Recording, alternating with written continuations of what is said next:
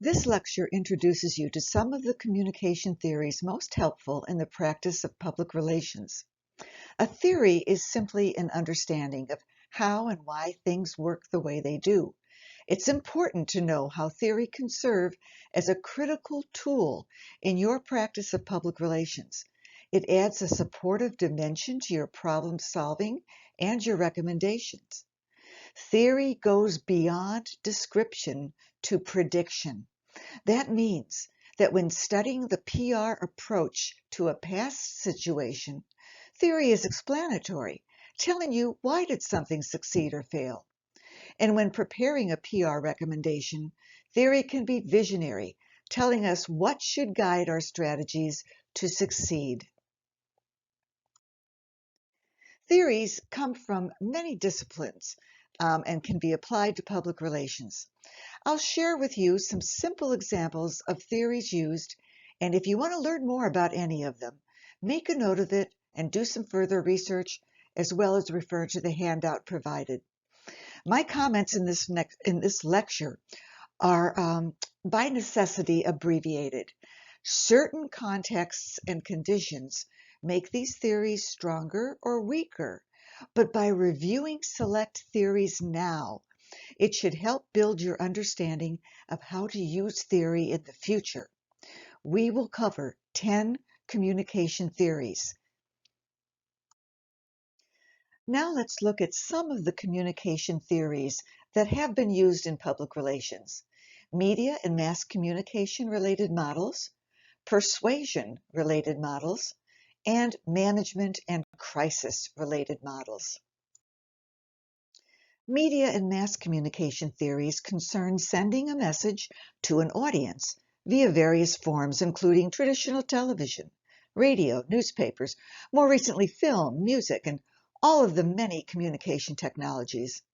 We'll briefly introduce 5 theories here: agenda setting, framing, two-step flow, diffusion and adoption, and uses and gratifications. Once we look at examples, you will recognize them in your own media experiences. Agenda setting theory is widely tested in experimental research. It states that traditional news media have a large influence on audiences by that media's choice of what stories to consider newsworthy and how much prominence and space to give them. Thus, the media determine for the public what to think about and how to think about it. There is a lot of research on the usefulness of this theory and its connection with media relations efforts. However, are the news media always influencers of public opinion? There's a strong tradition of critical literature suggesting the news media are really an imperfect lens with some publics.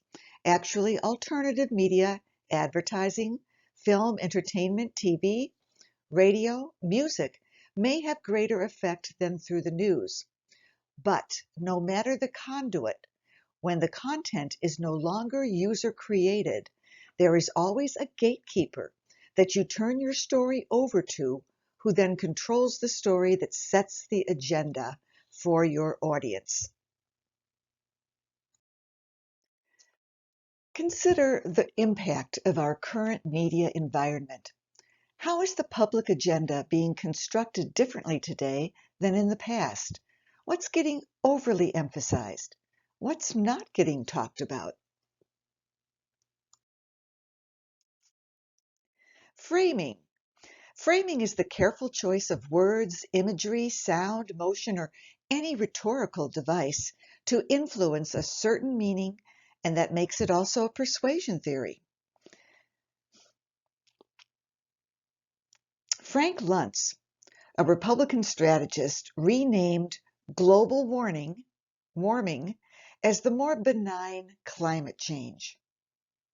He also rephrased estate taxes as death taxes, helping to persuade Congress to reduce those taxes. Now stop for a minute.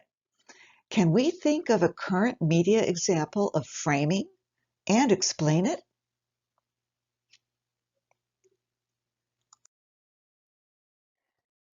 The media can also influence key spokespeople, experts and leaders, early adopters of new ideas who then influence certain groups of publics. Two-step flow theory says that information from the media moves in two distinct stages. First, individuals, opinion leaders who pay close attention to the mass media and its messages, they receive the information. These opinion leaders then pass on their own interpretations in addition to the actual media content. The term personal influence was coined to refer to the process intervening between the media's direct message and the audience's ultimate reaction to that message. Opinion leaders are quite influential in getting people to change their attitudes and behaviors. Diffusion and adoption draws from marketing psychology, stating that an idea or product must pass through a sequential process with the public to ultimately be adopted. The theory has a six-step process: awareness, knowledge, evaluation, trial, adoption, reinforcement.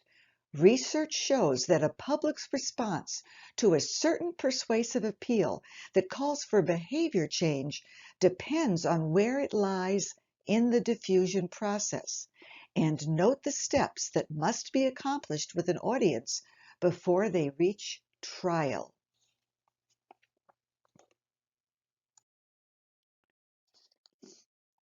Uses and gratifications theory suggests that media users play a very active role in choosing and using the media because they are goal-oriented. A media user seeks out a source that best fulfills their needs. Uses and gratifications assumes that the user has alternate choices to satisfy that need. When it was first developed, the theory had four types of needs. Diversion, meaning media fills the need to escape from everyday life, for relaxation, for example. Personal relationships, meaning we use media to fulfill needs for companionship and to form relationships with others. Then there's personal identity. We tend to use media to find out about ourselves. People profiled may reflect our desires, needs, fantasies, secrets. And finally, surveillance. We may use media to find out just what is going on around us. So now, with changes in technologies and consumer use, recent research has identified even more needs. So for a strategic campaign planner, the application is clear. Determine the needs of your target public and address them using appropriate tactics. We'll end this lecture now. Please go on to the next one, beginning with persuasion.